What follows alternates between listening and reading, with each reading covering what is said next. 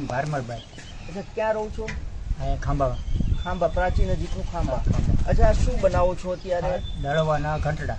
અચ્છા, આ સિવાય તમે? અડદ છે, મગ છે, ચણા છે, ઘઉંનો ભરતા લાગી આ વસ્તુમાં ભળે.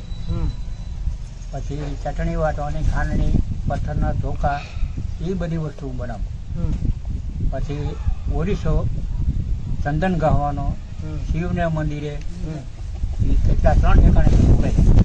એક તો મેન સોમનાથ, એક ભાવનગર, એક આ રાજુલા. અને છેલ્લો મોટી ખાંડણી ચટણી વાટવાની વિષ્ણુ ભગવાનને પીપળે છે મારી છેલ્લી નિશાની. અચ્છા બાપા, આ અત્યારે જે બનાવો છો આ શું છે?